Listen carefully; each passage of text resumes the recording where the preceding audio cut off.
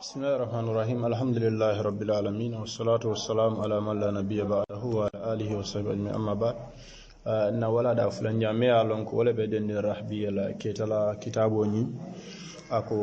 باب أسباب الإرث ولم كتا سبب وممنت يو جنب فتلا وبنداما كول بيجمني لونك بدن كتلا لونال كافو لفتا ولا كوين دي سوتن روكون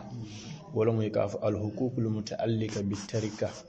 walamu fureo nayi nafulotu hakulu min ka boje kata manke wato be ke na be amanke wato wayi komi ketala nimmo bantanka sapin ka nafulo tala so hakol lebije ko hakolu dul lonnalu diamuta alale dole nyo wali komi jumale ka tambindi yo jang way men safa ko wala hukukul mutaallika bi tarika ko folo wala mun fiol men be den furo la nafulo kumola wala fien foloti pour in kamala nafulo en la fam yo ni data madhhab do ka fa ko al day julole folo kana katum ni misal kam mansulata fendo ke la fura foni koditi je fo julo na sa julobe jola so wala madhhabul jumhur ko julole folo kana o ko la mu anu tajhiz wala furo sulata fenna ay toboto faadu wala kaburo kono kana la netambi akana da safana komi kaburo singo ya famle ani woltano wo fana wala niaja ay nyim foyi kanyin lafaje pour misal kam mo kanata yeta karol sang yeta fen jamal sang ko be kaburo jangun la furo la kodoto yatinya wal mukulti mi alon ko lumanya na kela so bar fo furo se toboto ya famle julol kanin ko la furo toboto o ko la wasiya ni atra mo wasiya min de tambia na furo talante mo sabanjan la o kola nim men tuta je ke tala le nak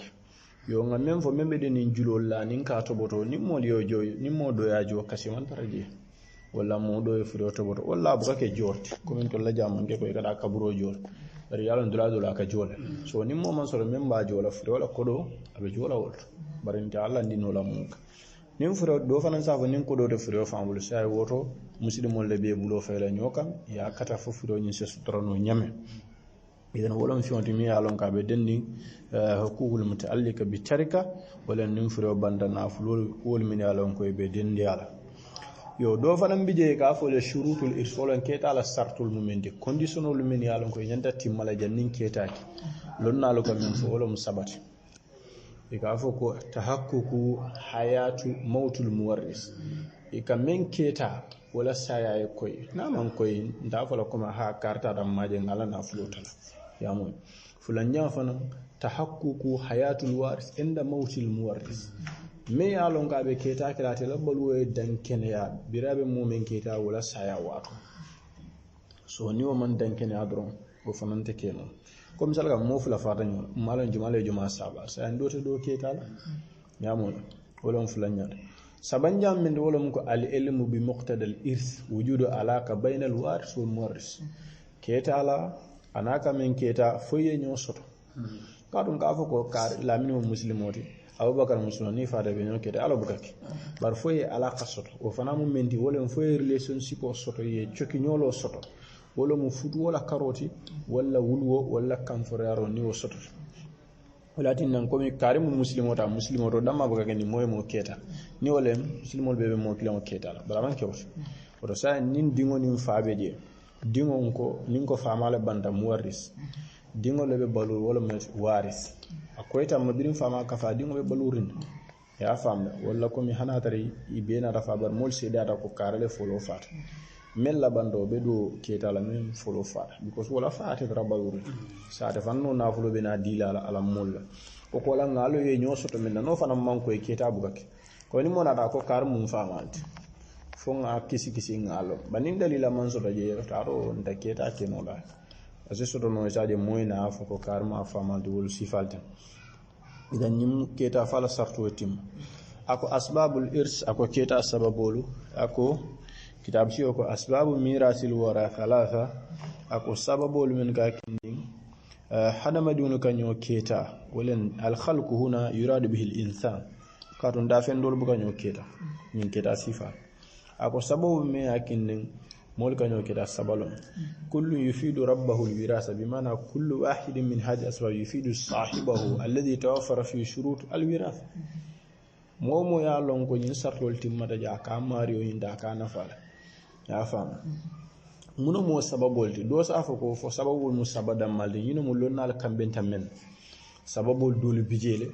lonnale nyo walije comme ni moye mo tombo wala sifalu wala misal kam moye mo kulu wala dundi islamo kono fo mo se mo keta wala ba wolbe mo nyo sabat para kam fo jawle lonnal kambenta nyin sabol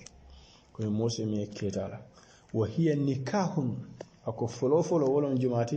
nikahun wala futuwati nin futuwa sota kewni muso tema ye nyoje iman nyoje adunda ka manduwa ka bar hana ma lom fam keta be sawat le tema ninga futuwa siti ni minute kilontel wulta jandro wala futu sito kola dron immediately e ko ale futuwa siti men nate me ko sansa ki ma fat accident dawdande keta sabate tema kadum keta be denni futu sito amma ko mi foye nyoje dunde man dum bunna o eddo la karolti ya famu anim futu fi on la karola fato beto barketa fata sidi because ala ko lola ko nisu matarka zuwajo ko adum be ngalo ne futu sidi ko la ngafo karala muso mu gafo kala muso de fona na e nyoje la so futu dum ka siti wol so woto kammala ko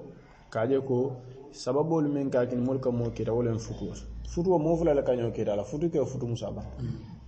ke kanyo kita ni atare be dina kilin ni ta dina kilin yu kanyo keta ko min bina wolon na nyame islam wala landro wala fulot wala on kam furayarot wala moy mo bondi joya kono ni atare joya mi alan ka sahayata wato ni ay men bondi joya kono no dingol teje ala modol tije wato sa keta mo ka fele wala yamon ko fanan ka keta ke wona nasab wala wulwoti mine keta la alsiyata parce que keta la mum woni lulol be nikaho mo fula labiye wala o mo fula labiye sai mum woni ke be munasabo de wala wulwoti because ni ndara nikaho futu ke no futu muso wala o wolom kewme keta la kan muso me yake so ni nata nasabo wulwoti wala mon beti idan moto mu keta la foni ko no clear so wala on wolom al itq wala man ataka sahsan yala wala afan koto si arab kan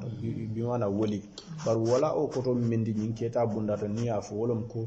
momi ya lon kay keta sabu ka jaay mole bondi joya ko nin zedi amur bondi joya ko ngal diamu janjo ya mi hanka sahara islam son dan kawle fo jam pour ka koyin ya fam na atariko zedi amur bondi joya ko no sahara nin amur fata amuru dingol te jala mu jamal teje sa hansa zedi sa kira lo kata nema ta mala ayakinni ayafan sota ya fam